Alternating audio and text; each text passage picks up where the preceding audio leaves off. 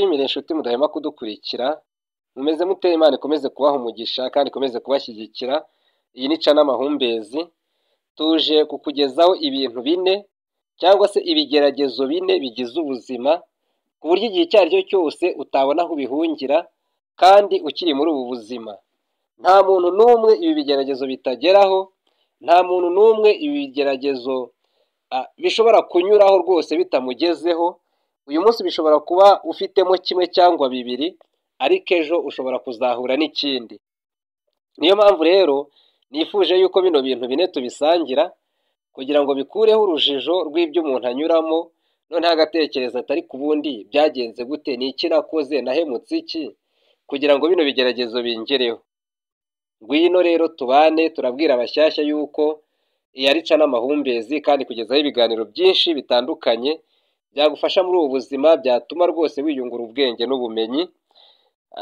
Abashyashya rero niwumva ikiganiro kigushimishije, gukora subscribe ugafungura n'inzogera nibyo bintu by'ingenzi, kandi abasanzwe turabashimira cyane. Aho tugeze ni mwebwe, Imana ikomeze kubaha umugisha. Rero reka turebere hamwe icya mbere, ariko mbere y'uko tugira icyo tureba, reka tumaze turebe ngo ubuzima ni iki. Ubuzima nk'uko bigaragara ni uruhurirane rw'ibibazo ndetse n'ibisubizo. Ni nk'ukuntu mureba umwijima ndetse n'urumuri, ni nk'ukuntu mureba indyo n'imoso, ni nk'ukuntu mureba iburasirazuba n'iburengerazuba, ni nk'ukuntu mureba amajyaruguru n'amajyepfo. Ubuzima ni ibintu bibiri bigenda bihabanye, bisa nk'aho bibangikanye, kimwe kivaho ikindi kizaho, ikindi kikavaho ikindi kiza. Ni ukuvuga ngo muri make icyiza kiraza, hashira akanya gato ikibi kikaza. Uyu munsi uravuka, ejo ugapfa. Uyu munsi urashaka, ejo ugahura n'izindi mbogamizi. Rero reka tunyarutse turebe ikintu cya mbere kiranga ibi bigeragezo bine bigize ubuzima. Uraza kutubwira weho niba nta kigeragezo urimo muri ibi ngibi twavuze, cyangwa se utubwire icyo waba urimo, cyangwa se icyaba kikubangamiye muri iyi minsi, ukitwandikire muri komenti kugira ngo turusheho gusangira amakuru. Ikigeragezo cya mbere kiba mu isi cyangwa se kiba muri ubu buzima ni akarengane. Akarengane nicyo kintu cya mbere kiba muri ubu buzima, kandi akarengane gaterwa n'umuntu wakabaye akurengera. Urugero, nk'ubu hariho abana benshi bagiye bavuka bakagenda batabwa n'ababyeyi babo. Umwana agatabwa n'umubyeyi we, murumva ko umwana uwakamurengeye niwe wamurenganije. Hariho abana benshi bavutse ba se ntibabarere, ugasanga wenda ba se batandukanye na ba nyina, ugasanga ba nyina cyangwa se abadamu babyaye abana nibo birwa barera abana bonyine, umugabo ntagire ikintu amufasha namba. Noneho ugasanga abo bana babaye hari nk'imfubyi, kandi nyamara bafite ababyeyi, kugeza ubwo rwose abana bamwe bibatera ipfunwe, bamwe bakaguma bagenda bajya mu mihanda, abandi bakajya gushakisha ubuzima mu bundi buryo, bitewe n'uko ababyeyi babo babarenganije. Yewe hariho n'ababyeyi b'abamama nabo banga abana, ugasanga rwose umwana abuze kirengera. Ikindi, hari igihe umuntu arenganywa n'abavandimwe be, wenda urugero ababyeyi be bamaze gupfa, noneho umwana rwose abavandimwe bakamwibasira, cyane cyane wenda bavuga bati ntago dushaka ko atufatira ku mitungo, ntago dushaka ko adukorera iki n'iki, mbega bakamwanga bakamuzira rwose. Icyo gihe abarenganijwe n'amaraso ye, abarenganijwe n'abakamurengeye. Akarengane rero mu isi nicyo kintu kiza ku mwanya wa mbere. Kandi usibye no mu miryango, hari n'igihe no mu buryo bwa politiki habamo akarengane, ugasanga abanyapolitiki bamwe na bamwe bashobora gufata abaturage bamwe bakabaheza, bakabarenganya.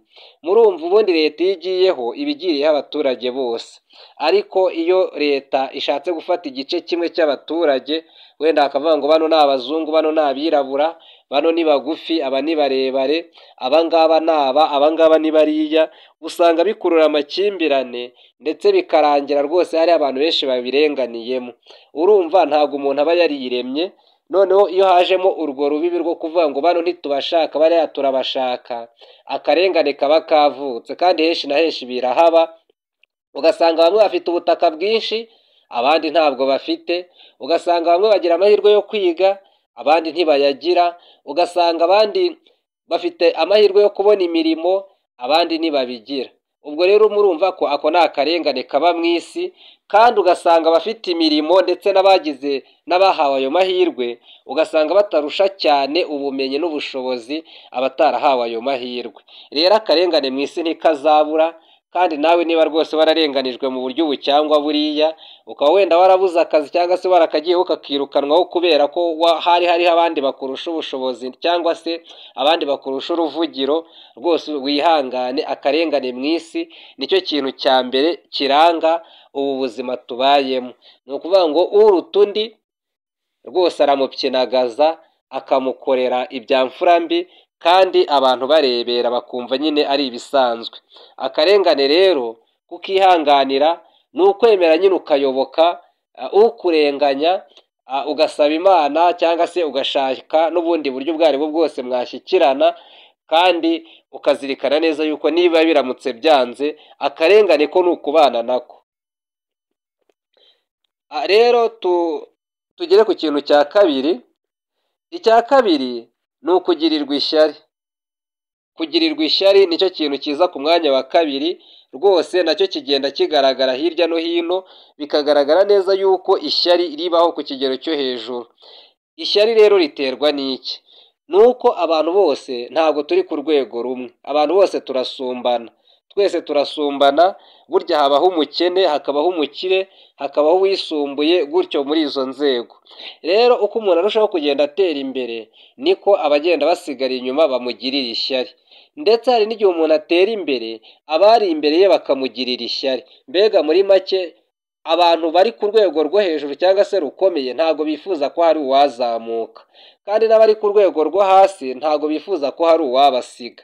Ubwo rero aho ujya bagufitiye ishyari, n'aho uva bagufitiye ishyari. Byumvikane neza yuko nta cyiciro na kimwe uzigera ugeramo ngo ubure kugirirwa ishyari. Niba uri umukobwa ukaba ushatse, cya cyiciro cy'abadamu ugiyemo bazakugirira ishyari, noneho n'aba bakobwa uvuyemo bakugirira ishyari. Mbega ubwo muri make uri hagati nk'ururimi. Nta muntu mu isi utagirirwa ishyari, kandi nta muntu mu isi utagira ishyari.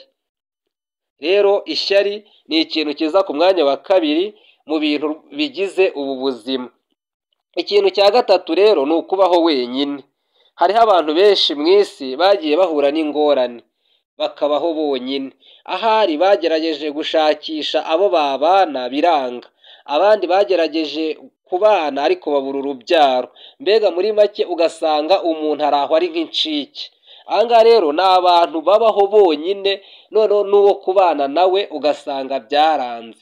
Ugasanga umuntu aravutse agejeje imyaka yo kuva muri ubu buzima, nta muntu n'umwe bigeze bashakana. Ahari bishobora kuba byaraturutse ku burwayi yavukanye, cyangwa se bishobora kuba byaraturutse mu mimerere afite. Umuntu ashobora no kuba ari mwiza ariko akabura umugabo, ashobora kuba ari mwiza akabura umugore, ashobora no gushaka ahasigaye hakaza ibibazo by'urupfu, bose bagapfa bagashira, agasigara ari incike. Ibyo rero muri ubu buzima bwa buri munsi bibaho. Hari igihe ushobora kuba ufite umuryango mugari, imodoka, bajya nko mu modoka bagakora impanuka bose bagashira, ugasigara uri wenyine. Cyangwa se ugasanga rwose byaranze, umuntu akabaho wenyine, akivomera amazi, akisenyera inkwi, akagira iki. Mbega ibyo bintu byose bikabaho muri ubu buzima. Rero bibaho, kuko hari n'igihe n'umusaza agira atya, umuntu akura agasaza akabyara abana bakamusiga, akazapfa nawe ari incike. Ubwo buzima bwo kubaho wenyine rero bukunda kugaragara, kandi ni ibintu utagira aho uhungira, ahubwo ni ukubyakira mu gihe bikubayeho. Ikintu cya kane ari nacyo cya nyuma ni ukwibagirana. Buriya niba hari ikintu kibaho kibabaje, ni uko ibintu byose twakoze muri iyi si abantu bari kubyibuka nabo turi kubana nabo uyu munsi, ariko mu minsi iri imbere nta muntu n'umwe uzaba ubyitayeho. Niyo mpamvu rero igihe icyo ari cyo cyose ukoze ikintu, abejo bazaza bazagisenya bakora ikindi. Nta muntu rero ukora ikintu kizaramba iteka. Ntago wavuga ngo iyo nzu yawe izagumaho, ntago wavuga ngo nawe ubwawe uzahoraho. Ntabwo wavuga ngo ibyo wakoze ni byiza kurusha ibyo abandi bazakora, ahubwo ibyawe ni byiza mu gihe urimo. Numara kubivamo bizibagirana, waba warakoze neza waba warakoze nabi, abazaza rwose batakuzi ntacyo bizaba bibamariye, ahubwo bazakwibagirwa rwose, nuko wibagirane nk'abandi bose. Rero ibi ngibi nabyo birababaza, ni ibigeragezo bine bigize ubuzima. Nta muntu wagira aho abihungira. Ntabwo wavuga ngo ngewe ibyo nzakora bizahoraho, oya. Ntabwo wavuga ngo abana nigishije bose bazahora banyemera, n'abazavuka nyuma bose bazahora banyemera, oya. Ahubwo ibyiza bigenda byisukiranya, ibyabanje bikibagirana, ibigezweho bikakirwa. Mbese reka manze mbabaza, iwanyu higeze kuzayo umuntu ucuruza nk'akabari?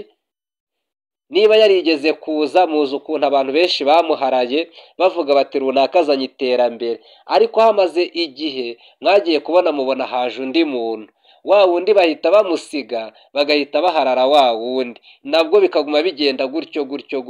Niyo mpamvu abantu benshi bakunda kuguma bibaza ngo inshuti zanjye zanshizeho, oya. Ahubwo ni ukuvuga ngo uko ugenda ukura inshuti zigenda zigushiraho, hakaguma hagenda haza izindi, kuko izindi nazo zabonye abandi bo zabera inshuti. Ntabwo rero ibintu byo mu isi bihoraho ngo uvuge ngo runaka turaturanye tuzahorana, oya.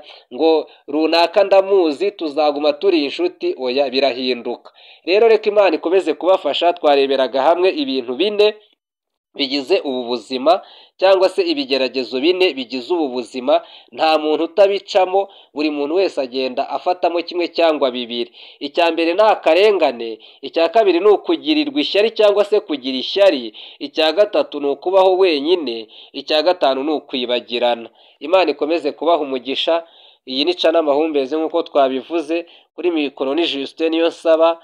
Niba hari icyo wadusangiza uzatwandikire muri komenti, turiho ku bwanyu kugira ngo dufashanye. Kandi niba kino kiganiro kigufashije ukande like, ugisharinge ku nshuti zawe. Naho ubutaha mugire amahoro.